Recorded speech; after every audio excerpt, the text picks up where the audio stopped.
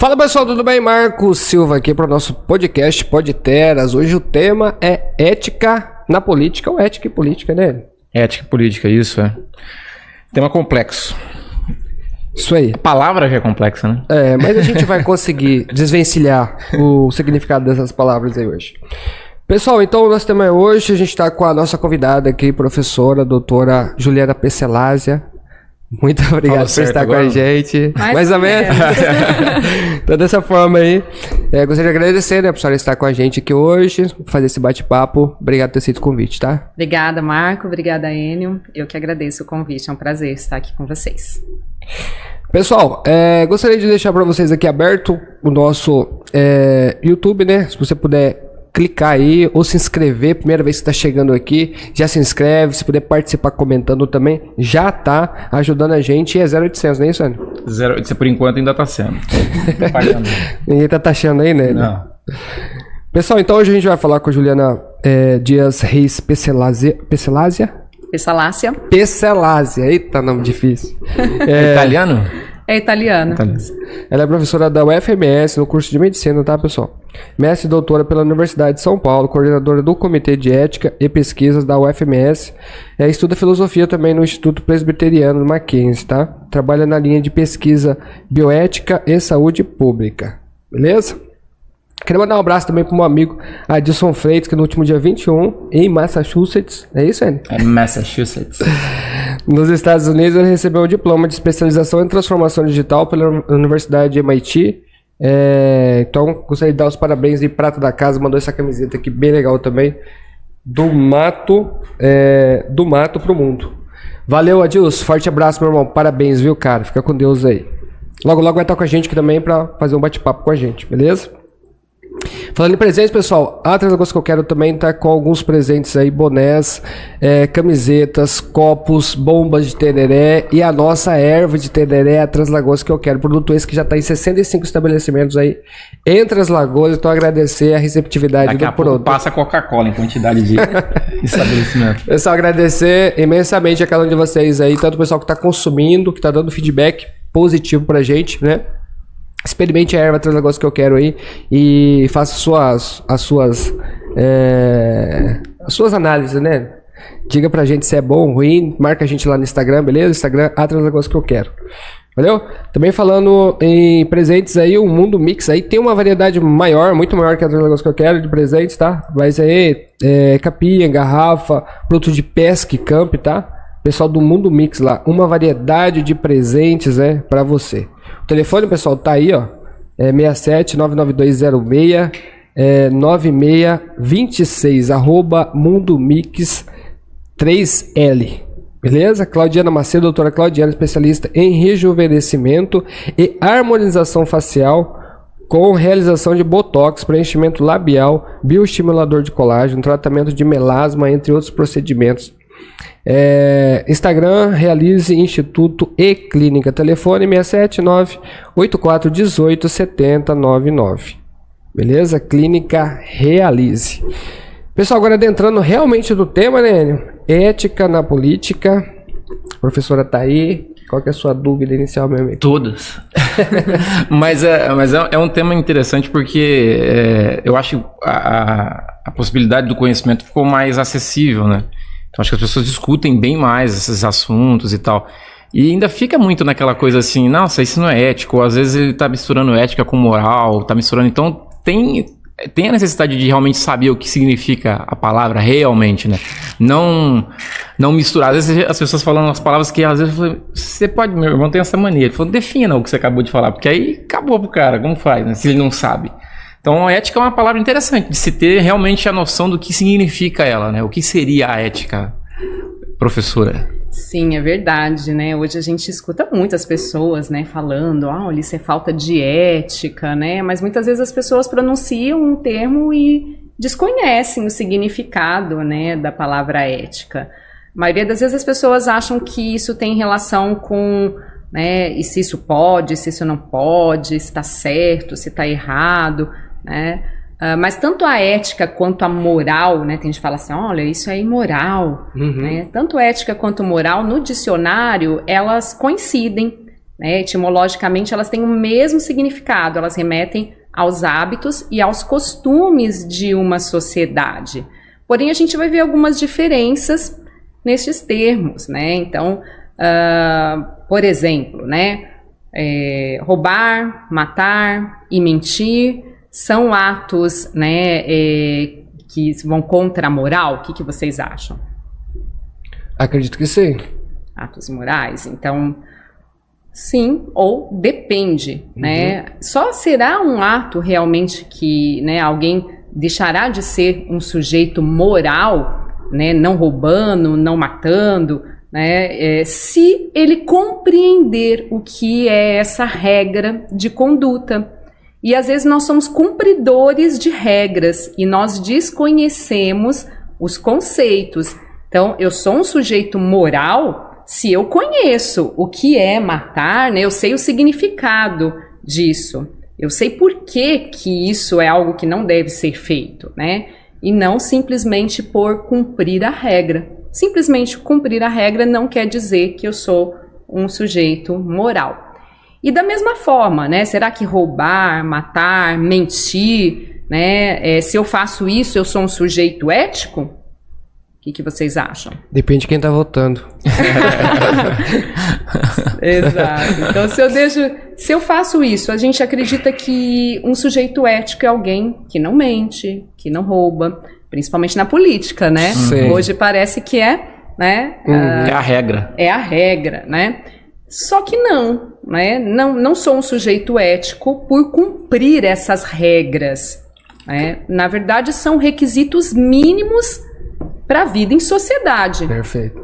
Né? Então, eu tenho obrigação de não mentir, de não roubar, de não matar. Né?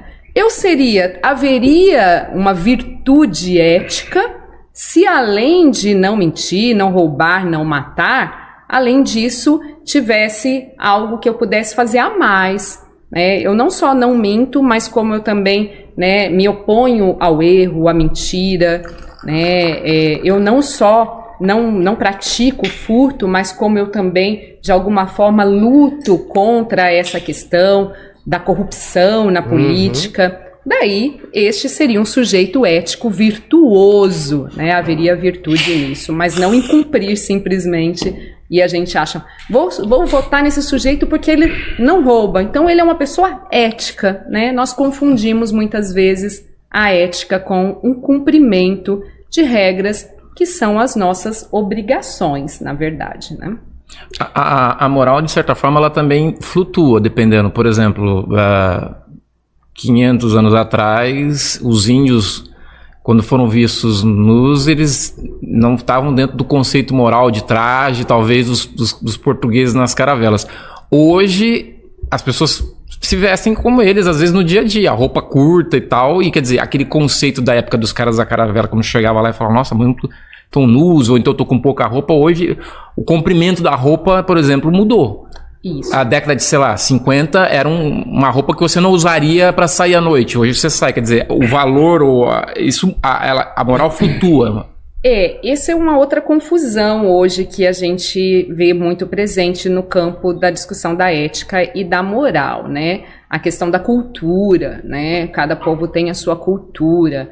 Mas o que a gente precisa entender, né? A variação da cultura, ela ocorre em cada sociedade. Mas, por exemplo, alguns valores, eles seriam os mesmos, independente da sociedade, no Oriente, no Ocidente, nos povos indígenas. Por exemplo, o homicídio, ele seria algo errado, algo ruim em qualquer cultura, em qualquer civilização, em qualquer, né? Esse é uma outra discussão, dá uma discussão muito longa, que hoje nós vamos até falar, que é o relativismo que se adentrou ao nosso campo, inclusive da política.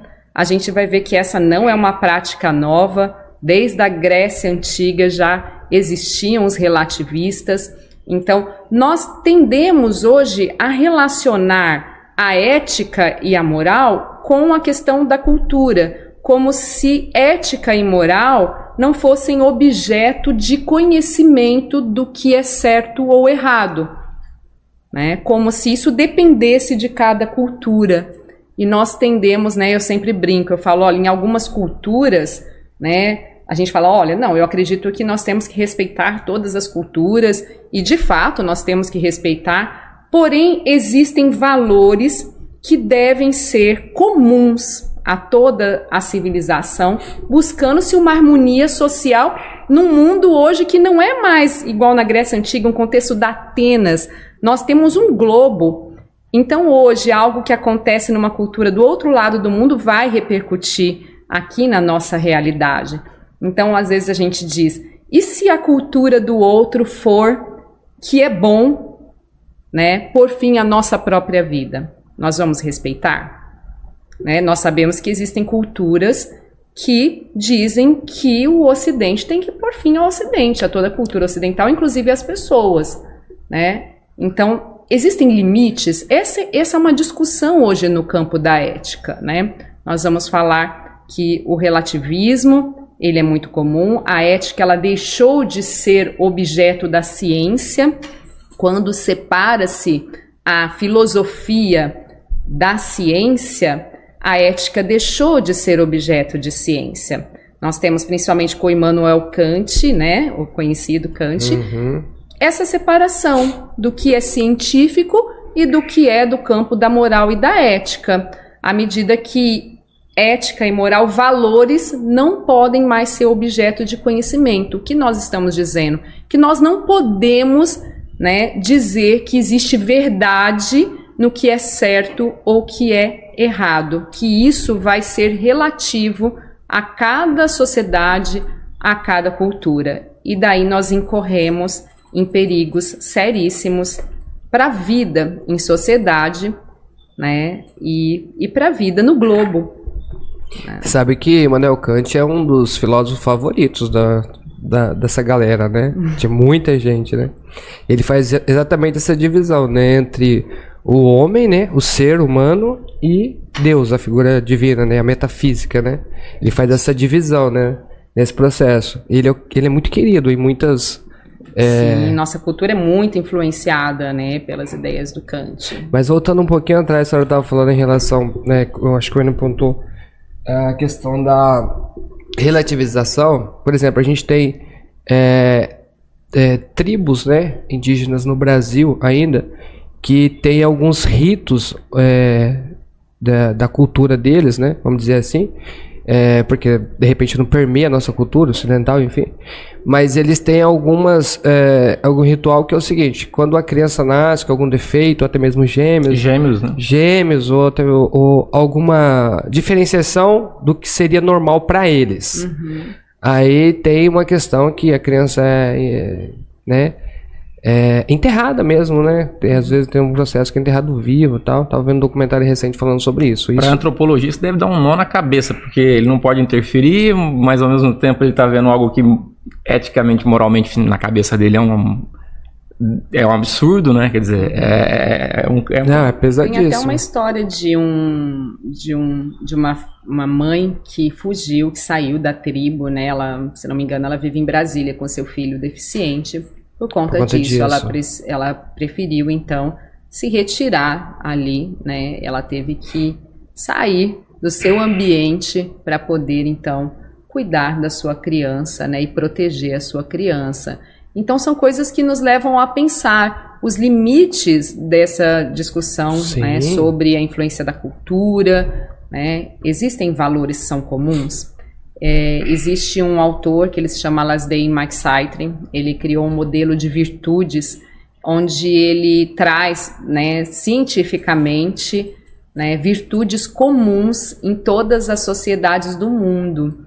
Então ele vai dizer que existem valores que não mudam, né? Eu fico pensando no valor da vida, né? O valor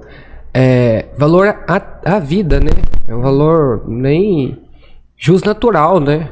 Não é nem imposição da sociedade, é um direito natural de todo ser humano vir à vida para poder discordar das outras coisas, mas você tem que vir à vida. É um direito natural do ser humano. E quando você estava falando também, eu lembrei, um pouquinho antes você estava falando do conhecimento das pessoas em relação ao que é virtuoso, que é ético, que é moral, e me fez lembrar do Abel e Caim, né? Quer dizer, um matou o outro, mas se tinha sabia o que estava fazendo, basicamente isso, né? Sabia o que estava fazendo, a gente pode fazer o contraponto, que é o seguinte: você tinha animais sendo mortos, né? Então você sabia como é que matava o outro, né? Mas poderia criar uma discussão nesse sentido, poderia ter uma discussão nesse sentido, né? De que, então, ok, ele matou porque ele não sabia que estaria matando, né? E realmente tiraria a vida dele. Mas aí existe essa premissa, né? De saber, né? Como você bem pontuou. Quer dizer, a gente sabe o que é certo, a gente sabe o que é errado.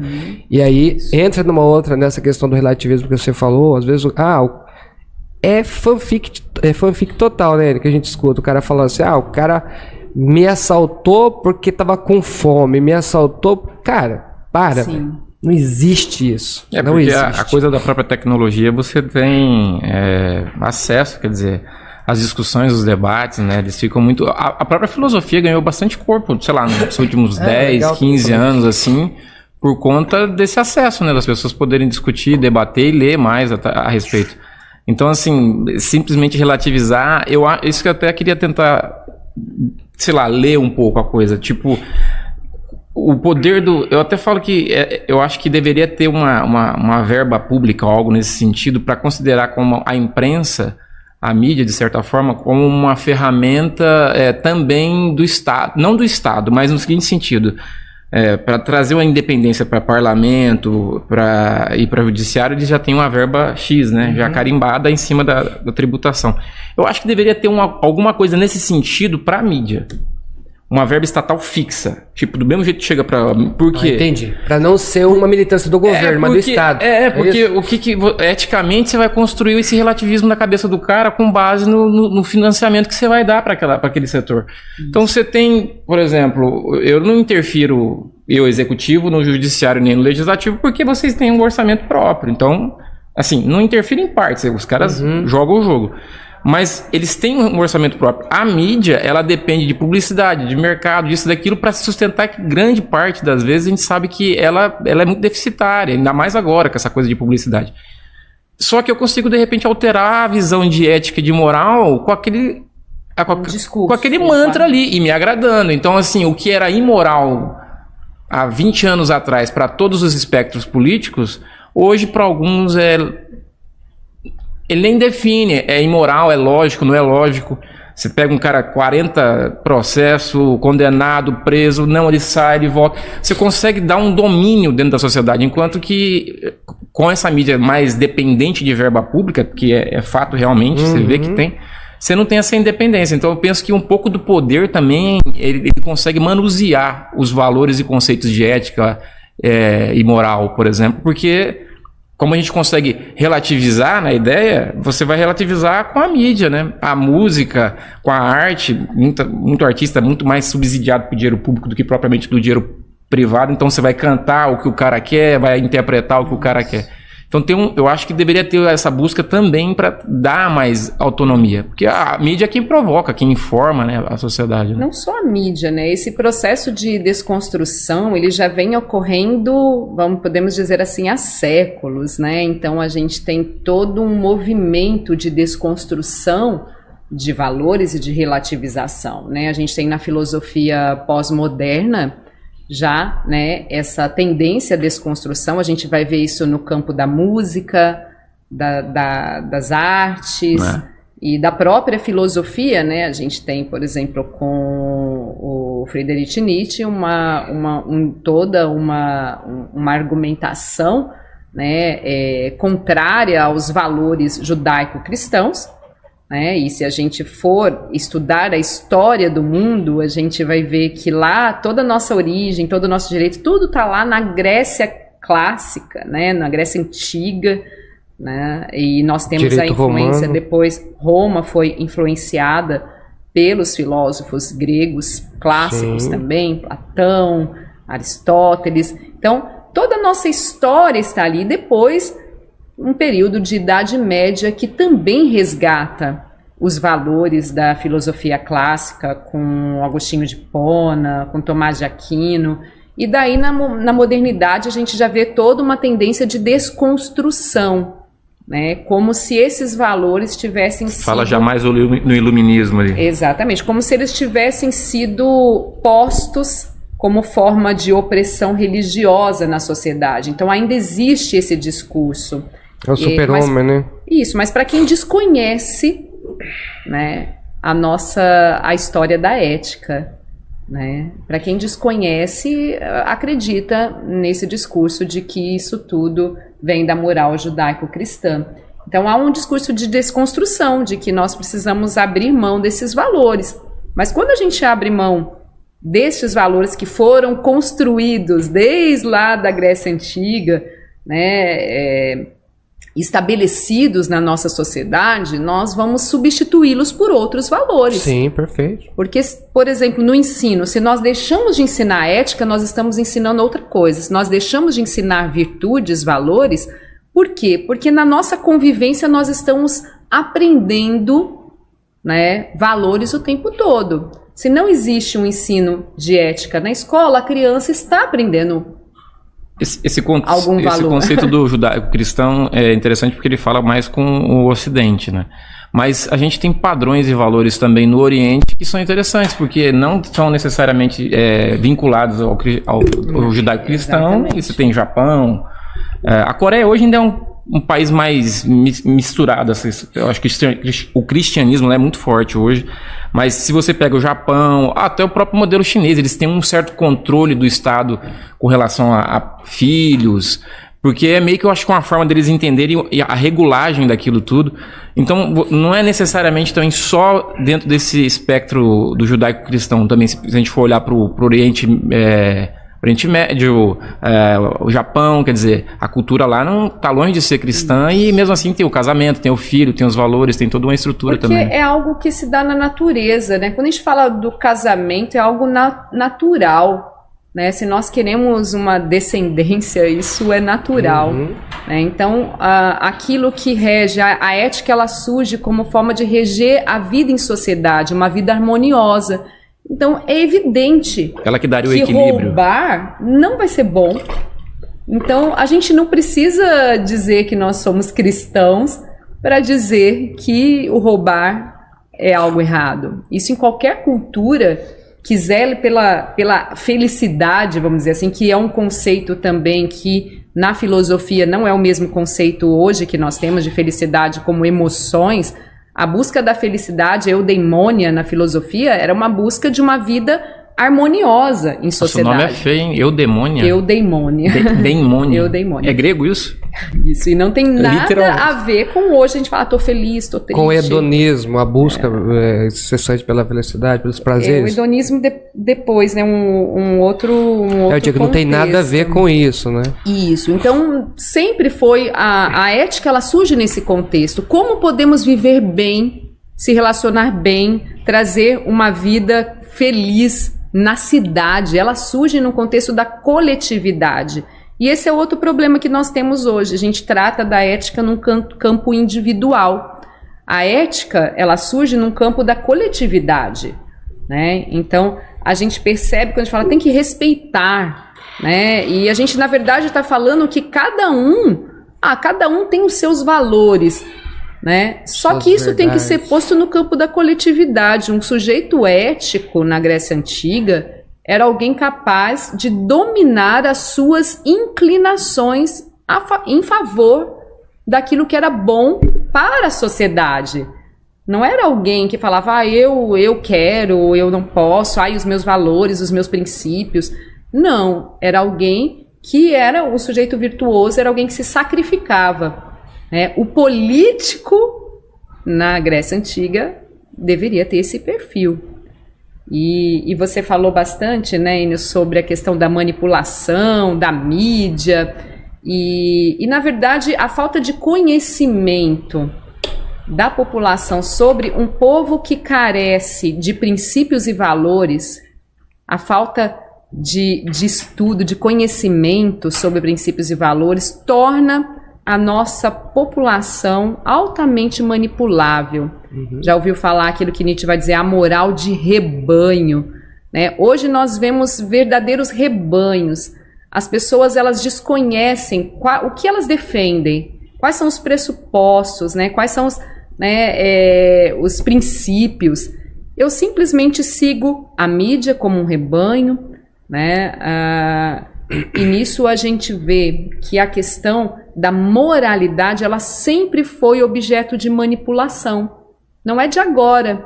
A gente tem isso lá na Grécia Antiga, a gente já tinha os conhecidos sofistas, né? Os sofistas e os socráticos. Os socráticos eram aqueles que buscavam a verdade, aquilo que era bom para a vida em sociedade. E os sofistas, eles usavam da arte da retórica, da argumentação, para convencer o povo nas assembleias. Porque a política da filosofia antiga era muito diferente da política de hoje, né? A gente não sabe, a gente desconhece o que é política na sua origem. O políticos era o cidadão. Uhum. Quem é o político na Grécia Antiga? Somos nós. Que a democracia na Grécia Antiga era uma democracia direta. Haviam as assembleias e todos se reuniam na praça para deliberar. Então, a população se envolvia, eram os políticos, né? E nesse meio, os sofistas começaram a utilizar dessa arte da argumentação para convencer as pessoas na assembleia. E eles eram duramente criticados pelos socráticos, porque na verdade eles não estavam em busca do bem da coletividade, né? Não sei se vocês sabem, mas a democracia era conhecida como a pior forma de governo na Grécia Antiga. Por quê? Porque eles entendiam que eram poucos que tinham sabedoria suficiente para governar. Agora tudo mudou. Então, o que acontece? Imagina, é só você pensar, democracia, demos, né, ou do conceito, é o governo do povo. Perfeito. E se esse povo não tem conhecimento? Será que esse povo vai governar a favor de algo que é bom para todos? Teve um evento, né, democrático, né, que a gente pode apontar nesse momento, que é a população escolheu entre Barrabás e Jesus... Democraticamente. Né? Escolheram o mal, né? Exato. Democraticamente. Pro grego antigo, né? A pessoa que seria dotada de nobreza, que foi muito criticada e é criticada, né, atualmente na filosofia pós-moderna, o nobre é como se fosse alguém que tivesse poder, domínio, que fosse explorar. Não, o nobre... ele tinha relação com a conduta, com a sabedoria prática e não com a questão, né, financeira mesmo, de patrimônio. Exatamente. Então, o nobre era alguém que estaria preparado para governar, né? A elite também, ela foi nesse mesmo caminho, né? A elite, o que é a elite? É uma parcela da sociedade que tem que adquiriu know-how, que tem... Essa é a elite. Para tudo você tem uma elite, né? E aí, essa ideia de elite, ela foi deturpada no decorrer do tempo, né?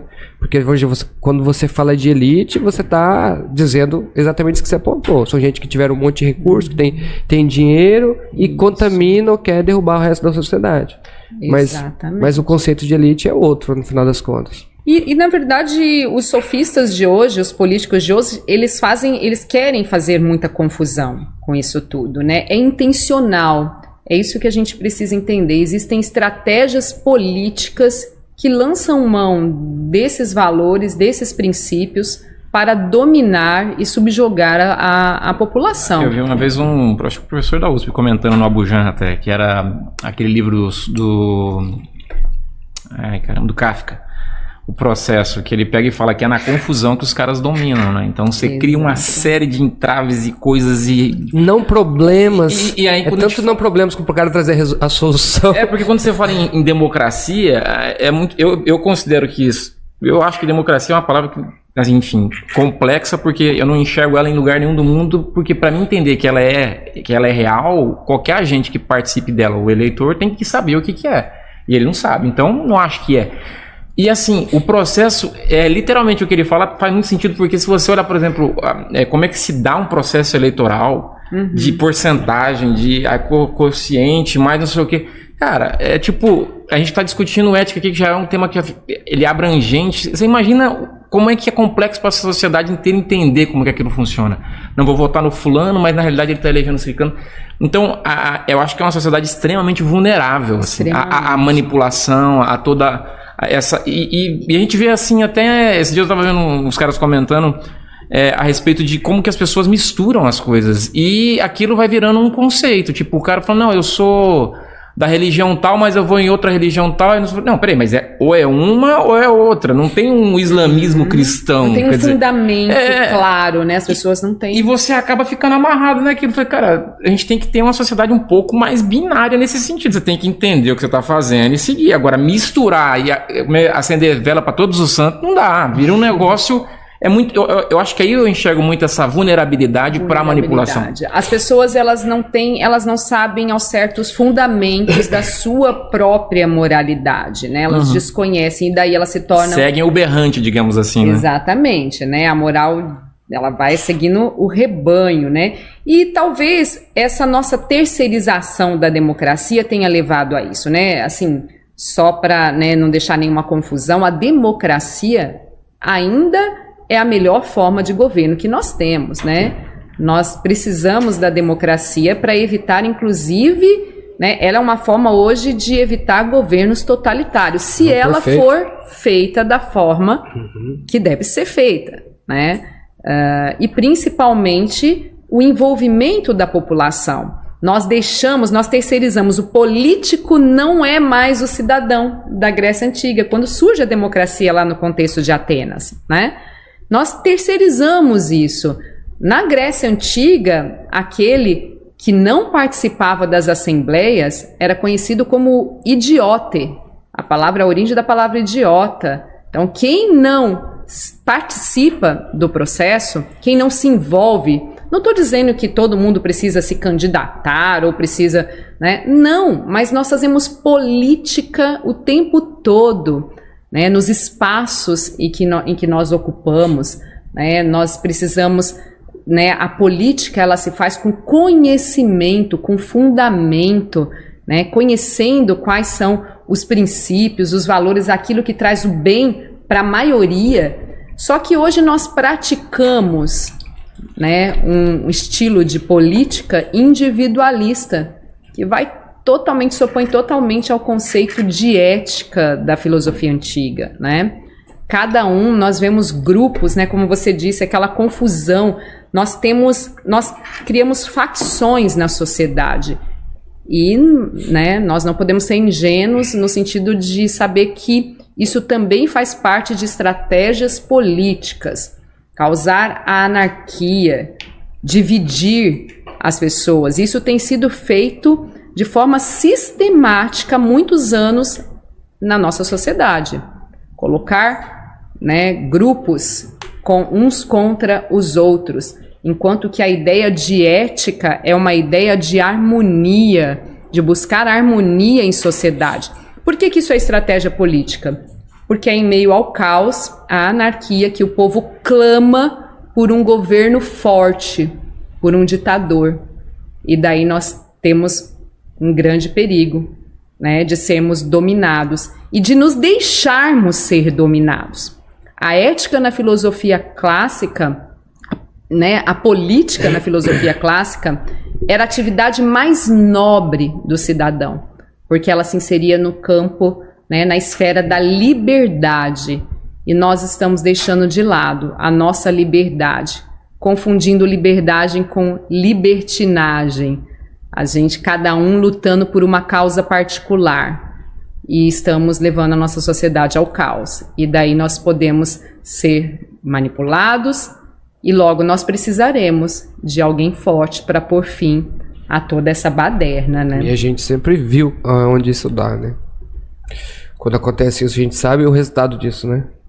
Governos autoritários, tiranos, né? Porque eles estão com o aval de parte da população e aí...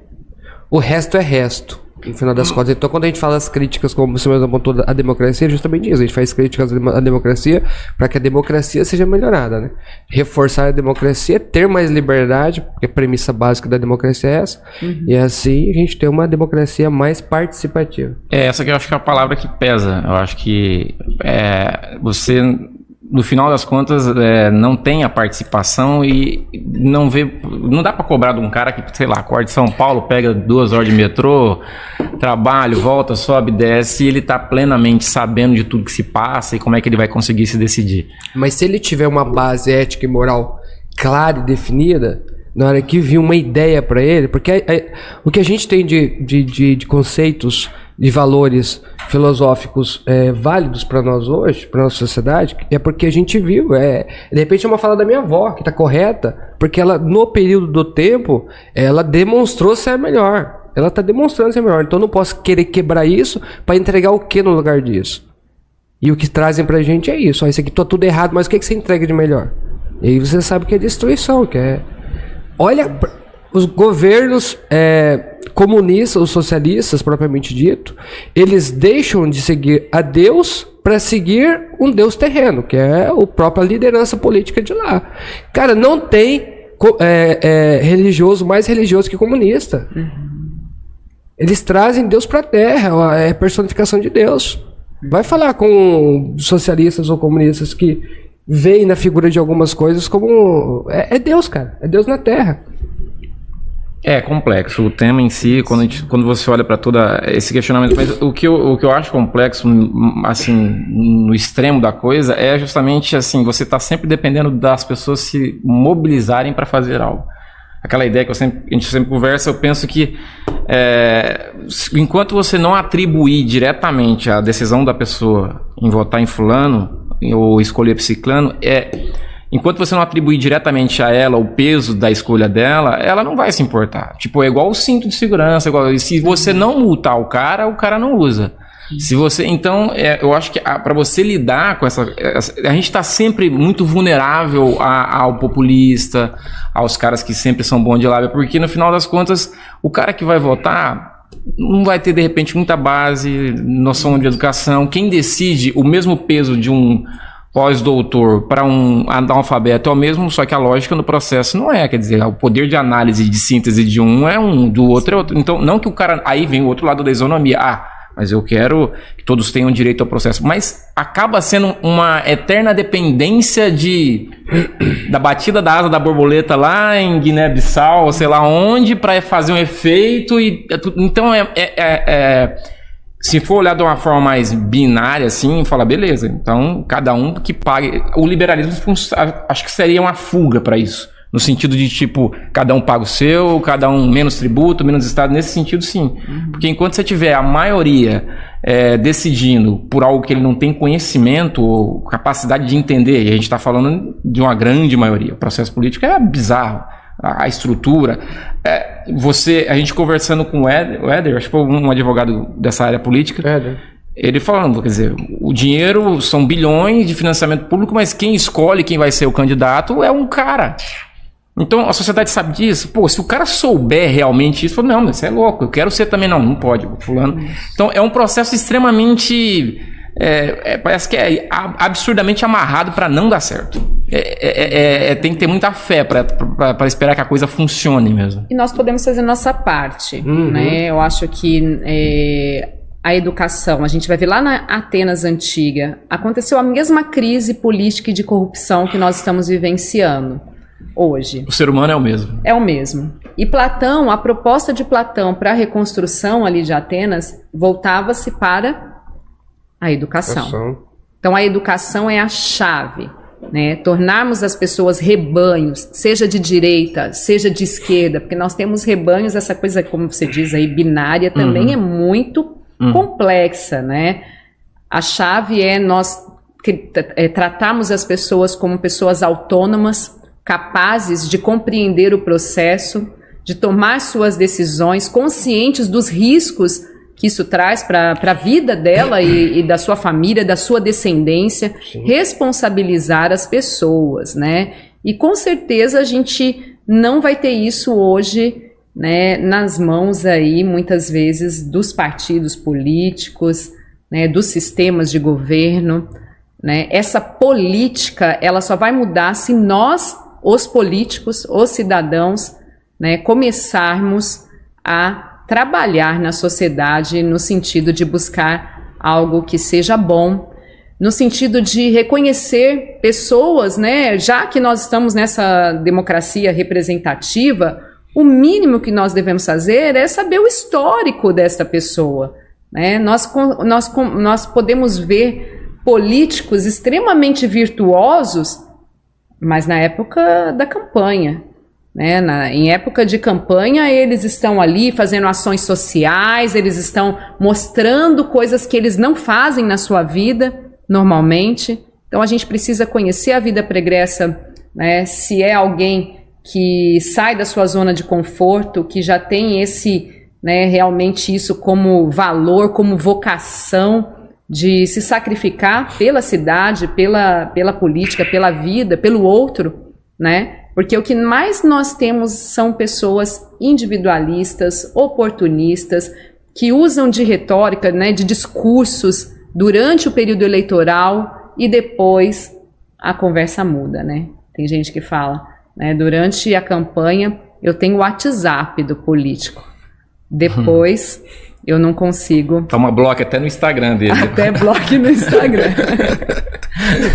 Não, mas é muito isso mesmo. Mas me impressiona, porque assim, se o cidadão hoje ele recebe, descobre que tinha um tio distante e vira fala assim, herdou aí uma fábrica milionária e tal, e eu sei que, vamos supor, eu que venho a ser esse cidadão, eu não tenho know-how para administrar aquilo. Você vai botar alguém, ou então você vai falir daqui para lá, daqui para ali. Mas eu vou botar alguém com uma mínima capacidade de gerir aquilo. Na política não, na política qualquer um pode estar ali e aquele cara fala, peraí, mas por que o cidadão não faz essa análise? É muito louco isso. Tipo, peraí, pô, esse cara vai tomar conta de um negócio, não é nem uma empresa, é um país, é gigantesco. Quer dizer, você tem que ter, eu quero saber quais são as suas qualificações. Tudo bem, não preciso ser alfabetizado para votar, mas eu não sendo alfabetizado para votar, vou querer votar em alguém que pode me ensinar, que tem conhecimento. Você não tem nem essa peneira na sociedade também. Você tem muitos casos. Nem para se candidatar, é verdade. Nem para se candidatar, né? E a outra coisa que não faz sentido, quer dizer, você vai se candidatar a um cargo, mas no currículo você não tem as qualificações para o cargo.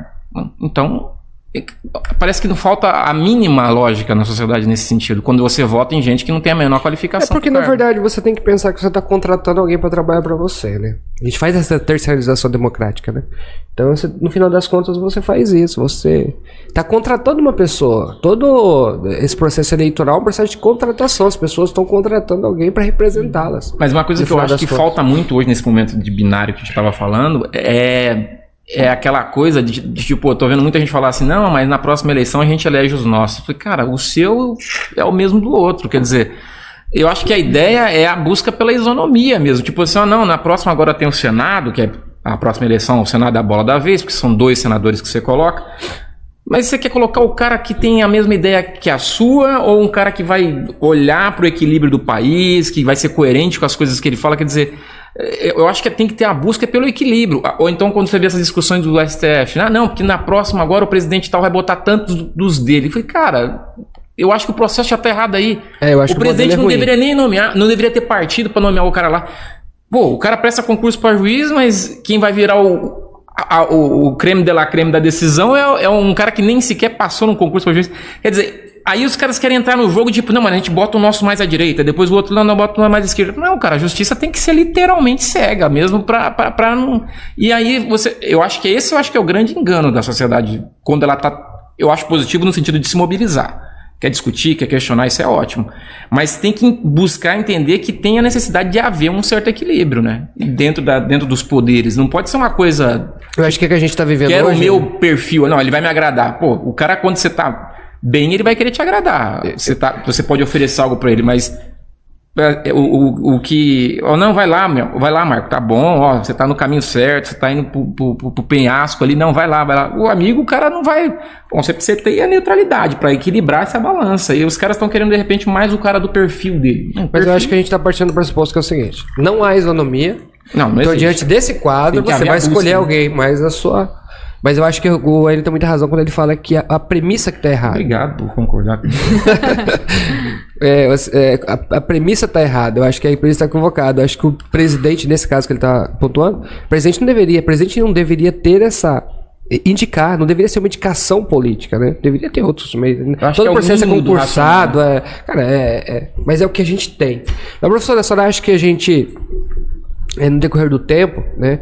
A senhora acha que a gente está melhorando isso, ou a gente nós estamos na polis mesmo lá de Atenas, enfim, nem entramos na academia de Platão e nem passamos perto disso, mas o que a senhora acha que no nosso mundo contemporâneo, né? E também acho que a gente teve movimentos, né, nessa última década agora. A senhora acha que a gente está avançando nesse sentido? Essas linhas estão conseguindo conversar e a gente começa a captar o que acha interessante? Ou a gente... Bom, na verdade não é o que eu acho. Os próprios dados da educação no Brasil já dizem muito sobre o cidadão que nós estamos formando. Perfeito. Né? Então, nós somos uma turma do achismo aqui. Total, sempre. Então, eu acredito que, né, a filosofia nos mostra que a educação ela é extremamente importante. O exercício da autonomia, da reflexão ética, nós não temos cidadãos críticos hoje. Daí eu digo crítico no sentido, né, a gente fala, ela é muito crítica, né? Chato, não é nesse sentido, é fundamentado. Nós não temos pessoas munidas de conhecimento, de autonomia para tomar decisões. Então a educação é a chave para a resolução desse problema, né? Os políticos, os sistemas políticos sabem disso. E eles usam da educação para isso. A educação ela é estratégia política para muitas vezes tornar um povo ignorante, incapaz de influenciar nesse processo eleitoral. Então, a filosofia, né, a gente escuta muito, né, as pessoas criticando a filosofia. E eu digo, o problema não está na filosofia, o problema está no tipo de filosofia que tem sido ensinada. Nós precisamos ensinar as pessoas a pensar criticamente, né, a conhecer, a ter domínio, a ter fundamentos para a tomada de decisão e deixar de oferecer filosofia não vai ser algo bom, porque nós tornamos ainda assim as pessoas vulneráveis. Agora, oferecer uma filosofia enviesada, né, uma ética enviesada a pessoas que estão em fase de formação, isso pode ser extremamente letal, né, para uma sociedade. Ela é a vacina, né? O cara tem que estar imunizado contra a ignorância mesmo, né? Exatamente. E a ideia é justamente... porque a gente olha, por exemplo, as bases da educação, sei lá atrás e hoje... Eu acho que antes do cara entender de química, física e biologia, ele tem que aprender a ler e entrar para filosofia nesse sentido de debater ética, de debater moral, e até o último ano de pós-doutorado do cara ele tem que estar discutindo isso, porque é aí onde está o equilíbrio da sociedade. Quando a gente fala de educação... Mas você nutre o cara de forma ignorante. Fala, não, aqui ó, fórmula de Bhaskara, aqui ó, você traz o cara para um mundo que ele nunca nem vai aplicar aquilo. É que hoje nós temos, Enio, muito conhecimento. Né? Desde que a filosofia se separou da ciência, hoje o nosso ensino é pautado em conhecimento. Mas por isso que nós temos hoje cidadãos frágeis, jovens frágeis emocionalmente, incapazes muitas vezes de tomar decisões, porque nós entregamos muita informação para ele, né? Só que ele não sabe lidar com seus próprios sentimentos, com as suas emoções, ele não sabe ordenar, né? As nossas emoções elas precisam ser ordenadas também. Nós precisamos saber o que é um sentimento digno e o que não é um sentimento digno. Quando você olha uma pessoa, né, necessitada, né, e você vai se dispõe a ajudá-la, é porque você foi ensinado desde cedo, né, de que isso é um sentimento digno. Você ir lá ajudar o próximo. E isso tem que ser ensinado desde muito cedo. A criança precisa ser ensinada a ordenar os seus sentimentos. Daí hoje nós temos aí, tem gente que fala, né, é o jovem geração floco de neve, né, as pessoas falam. As pessoas estão adoecidas mentalmente. Elas não conseguem enfrentar, né, problemas, né, situações adversas mínimas na sua vida. Porque elas estão cheias de informação, na sociedade da informação, né? Nós temos aí acesso a todas as bases de dados, informação a todo tempo na internet. E é outra arma também que tem sido usada. A gente saber entender. Se nós não formarmos cidadãos críticos, reflexivos, eles não vão saber, inclusive, identificar o que é uma boa evidência científica. Hoje manipula-se com ciência, né? Não com ciência propriamente dito, mas com aquilo que eles chamam de ciência. Uhum. Por quê? Porque nós estamos numa sociedade vulnerável de conhecimento crítico, né? Muitas vezes não se ensina na escola, né, essa questão de como ordenar os sentimentos, o que é um conhecimento científico. Não se fala, se a gente fosse estudar filosofia, a gente entenderia todas as bases do conhecimento científico, né, o que é uma boa evidência. Então as pessoas não sabem, elas simplesmente confiam no que o outro diz. Delega para o outro Delega. a decisão dele, né? É porque a crítica ela só é válida quando ela já tem algumas premissas, né? O que é, né? Você tem que saber o que é primeiro. Hoje você critica aleatoriamente, né? Mas o que é, como poderia ser, para depois você fazer uma crítica para construir algo melhor daquilo ali, daquela base. Tem né? os 4 passos do Descartes, né? Uhum. Analisar, eu não vou lembrar, mas eu lembro que tem uns 4 passos ali, precisa analisar, depois revisar e tal. Não, O nosso modelo científico é cartesiano. É cartesiano. Que faz total sentido. Mas eu né? acho que isso vale para não só a política, para tudo. Até, por exemplo, para você ter uma estrutura, por exemplo, você tem mudanças de comportamento até dentro da própria religião. Para você estar vacinado para aquele cara que não tem nada com a religião, que só quer grana, que só quer... Você tem que ter esse ponto de vista realmente Não, são crítico. premissas pra vida, cara. E você acaba sendo o quê? Igual você fala, ele delega, o cara fala, não, mas mistura, né? Aquele sincretismo absurdo, o cara tem ao mesmo tempo um Buda aqui, uma Bíblia ali, um São Jorge, mas vai no... Cara, é uma confusão. Eu falei, não, precisa ter um pouco de organização no que você tá fazendo, porque senão onde é que a gente vai chegar? E a coisa de você dar imunidade, né? Que nós, na verdade, hoje temos uma ética voltada para a satisfação dos prazeres. E daí nós buscamos um cardápio de prazeres. Então, quando nós deixamos as pessoas nos enganar, elas nos enganam nas nossas próprias vontades, nos nossos próprios desejos, aquilo que nós esperamos dela, né? Então, muitas vezes é isso, é uma sociedade que está em busca de prazer o tempo todo. E daí, com certeza, nós vamos ter consequências. Porque Claro. se cada um for satisfazer o seu prazer sem pensar na coletividade, quais são os resultados E é disso? engraçado que no passado, por exemplo, eu olho, você tinha uma estrutura, digamos que quem de certa forma dava um certo equilíbrio para a sociedade, e ainda dá, não sei se ainda dá, mas acho que dá, eram as instituições religiosas. Então, tipo, o pastor da época falava, ó, se for nessa daí, você vai se dar mal, só que lá. Aí, hoje, se o cara vai, ele tá, no contexto de hoje, não são mais 5, 10 instituições grandes, tem todo mundo, toda hora abre uma. Aí o cara, ó, você vai se dar mal. O cara, tô saindo fora, ele não quer concordar comigo, eu vou pra outra. Aí você vai pra outra, o outro fala, não, fica aí, contribui aí, fica por aí. Daqui a pouco o cara quebra a cara, por quê? Porque ele na realidade, ele não quer seguir um conceito, ele não quer seguir qualquer religião, ele quer que, pode ser o sheik, pode ser o rabino, ele quer o cara que concorde com o erro dele, quer dizer, que valide o que ele tá.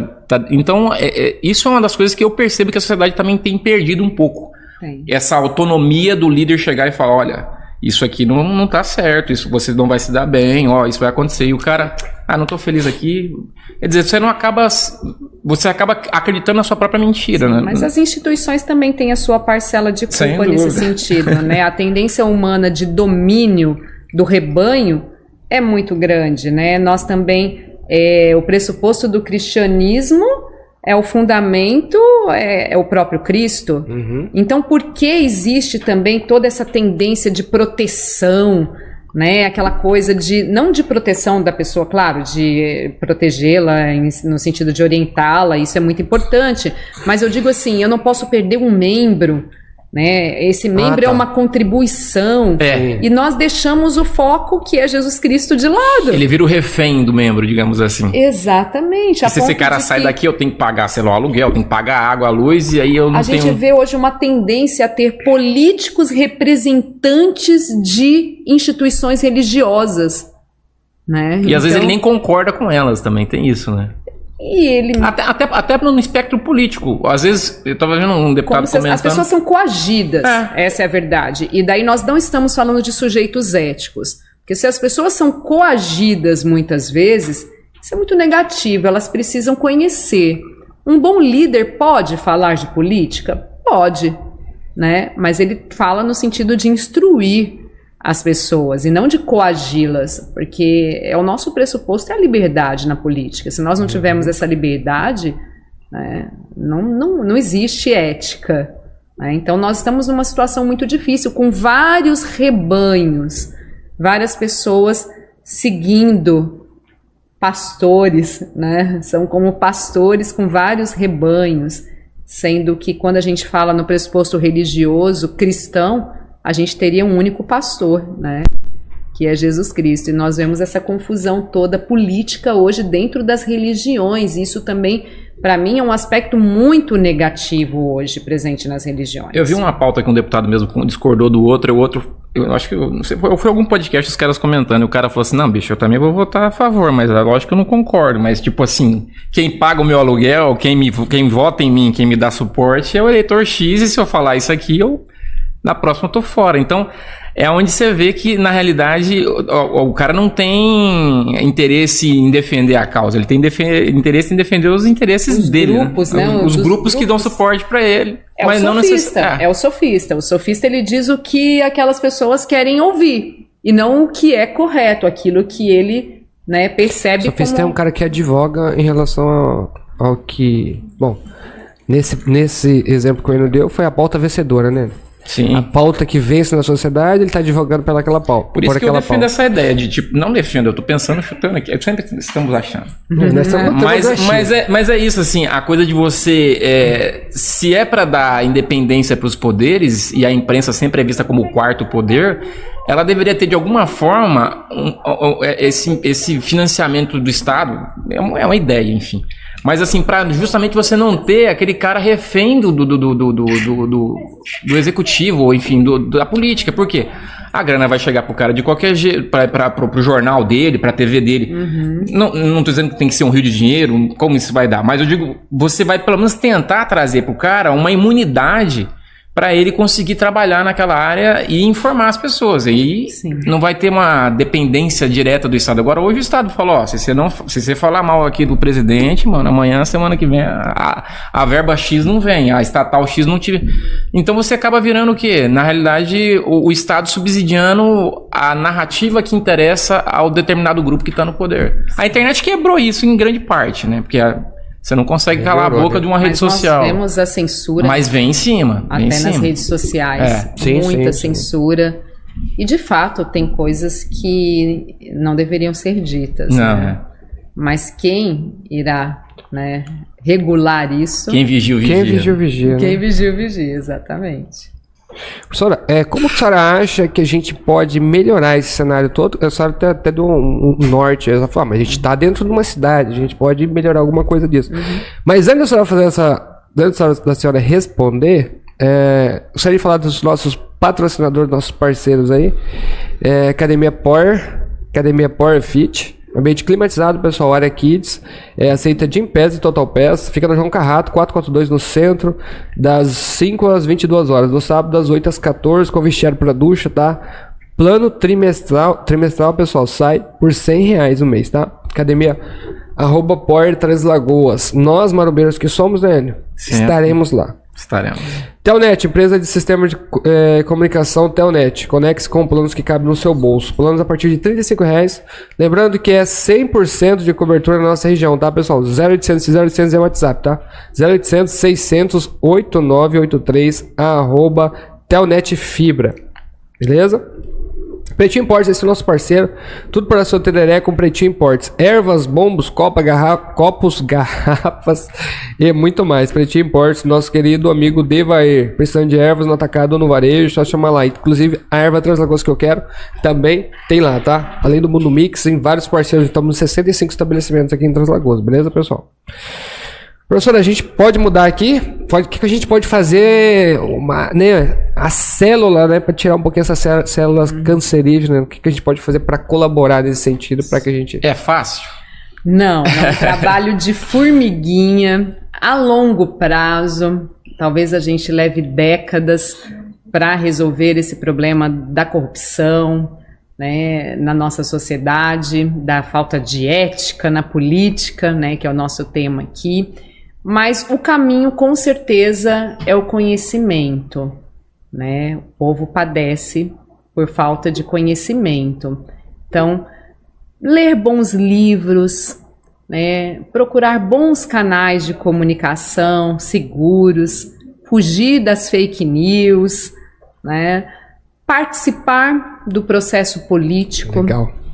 Né? É muito importante, nós somos os políticos, nós não podemos criticar os políticos se nós não participamos desse processo.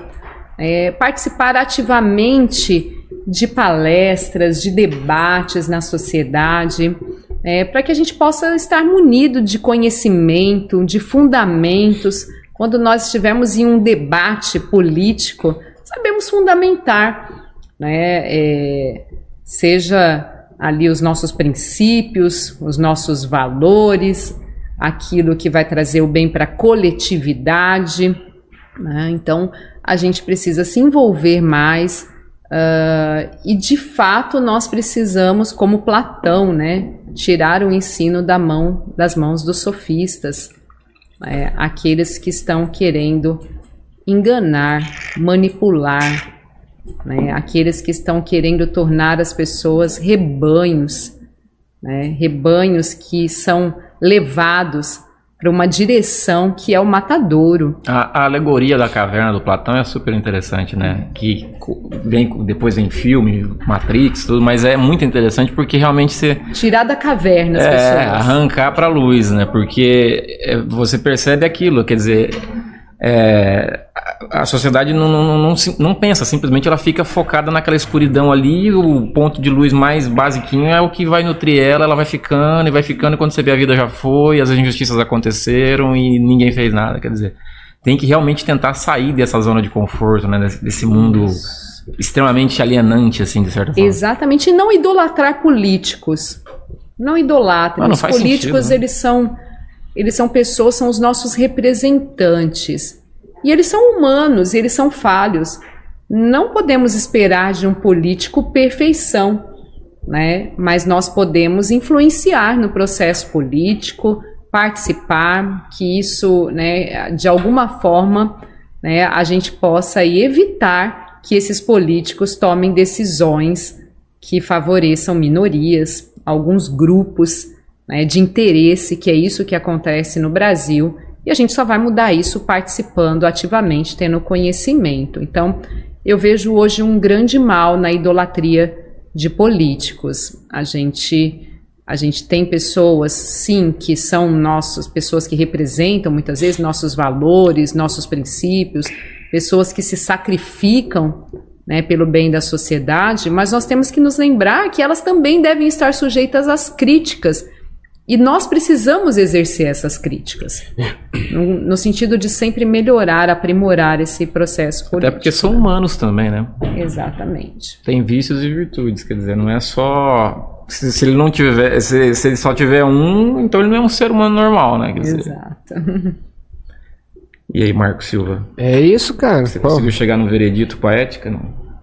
Sim, na verdade, ela falou assim, o que a gente pode fazer? Pode ver boas palestras, eu já recomendo, né? Já fui em 2 delas, então já tô recomendando, né? Eu acho que, justamente o que a gente falou aqui, acho que é a prática, né?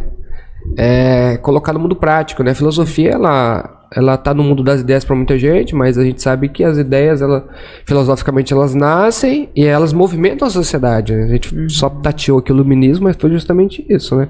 Quer dizer, movimentos culturais, todos os movimentos culturais, inclusive do último século, a gente pode ver que tinham fundamentações filosóficas e que foram colocadas em práticas. Então a gente tem que realmente... não existe vácuo, né? De ideias, de poder, não existe nada. É uma velha discussão entre racionalismo e empirismo, né? Uhum. E o Aristóteles, né? Que é o nosso aí primeiro cientista e que propôs o ensino de ética. Hoje nós estamos aqui conversando sobre ética porque Aristóteles disse em algum momento que o ensino de virtudes deveria acontecer desde muito cedo, né? Então a questão, né, com Platão, né, ele foi discípulo de Platão. Platão, ele vivia só no mundo das ideias, né, do racionalismo, da razão. Agora Aristóteles vem, não, a gente precisa lançar mão da nossa razão e colocar em prática, como você disse, Marco. Então nós temos que praticar, nós temos que ensinar, porque muitas vezes, né, é pela experiência é que nós vamos aprimorando, né, a nossa sabedoria, nós vamos nos tornando mais sábios. Então Aristóteles nos deixou aí a ética das virtudes, que hoje está meio fora de moda, né, mas que eu acredito que deveria ser resgatada no ensino das crianças, principalmente, né. Show? Enio? É isso aí. Eu acho que é a eterna discussão, reflexão. Perceba que ele fala acha, meu. Acha. Não, eu acho a gente que não dá X. Não, essa certeza a gente deixa só pros caras muito inteligentes. Isso tá na classe. E ainda acho bom pensar bem esses muito inteligentes quando fala também, porque ninguém é perfeito.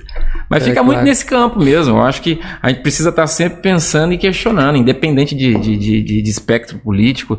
É aquela coisa de você realmente não endeusar candidato ou ficar simplesmente alienado a uma determinada linha. É realmente entender aquilo de forma racional, né? E se você buscar isso, no final das contas, eu acho que a humanidade tem que e precisa ter a busca pelo equilíbrio. Se você tem extremos muito fortes em determinado momento, você pode... Isso faz parte do modelo aristotélico também, né? Tá, a virtude está no meio, a virtude é o equilíbrio. É o equilíbrio, né? Porque não há consenso, né? Falta. Pleno. A gente ainda está numa sociedade que você tem que escrever em qualquer banheiro público que tem que ter descarga. Tá numa sociedade que não pode jogar entulho, não pode jogar lixo na rua, quer dizer. Então é essa sociedade. Não tem consciência. É essa sociedade que a gente está lidando, né? Então. E aí você mede um pouco do nível da sociedade, né? Porque você tem que dar um aviso desse, né? Sim, sim. O cara passa 2 horas da manhã na frente da sua casa com som no último. Eu falei, cara, mas ele não entendeu. Quer dizer, você abre a porta da geladeira com o pé? Não, você abre com a mão, né? Então, por quê? Tem uma lógica, quer dizer, quando você vê esse padrão, e você vê isso em outros lugares. Eu lembro daquele programa que a gente fez com o pessoal que morava fora, aquela convidada da Bélgica, eu acho, que ela falou, aqui você jogou um papel de bala no chão, o cara, quer dizer, ele já tem ciência, né, consciência do coletivo, do que ele tá fazendo ali. Quando você tem essa sociedade que você precisa dar recado, bicho, para coisas miseramente básicas, você vê o tamanho da vulnerabilidade dessa sociedade, né? Verdade. Bom, então é isso. Pessoal, gostaria de agradecer a paciência com a gente, comigo e com ele aqui. Fala pra cara. E a participação de vocês também. Volto a dizer, se puderem comentar e compartilhar esse conteúdo aí, se vocês gostaram. Dá seu feedback aí pra gente, né? Pra gente verificar, de repente a gente pode fazer mais alguns nesse sentido, né? Porque pra nós aqui é excelente que tenha mais conteúdos nesse sentido, né?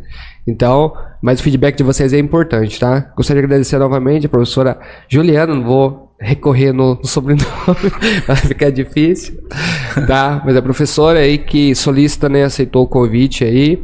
Volto a dizer, se vocês souberem, quando ela estiver palestrando, vá, que vale muito a pena, bem bacana, muito instrutivo.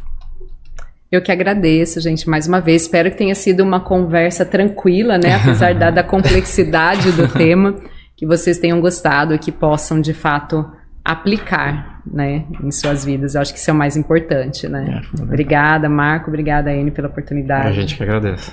Obrigado, professora. Pessoal, então é isso. Ficamos por aqui. Fiquem todos com Deus. Forte abraço. Tamo junto. Valeu.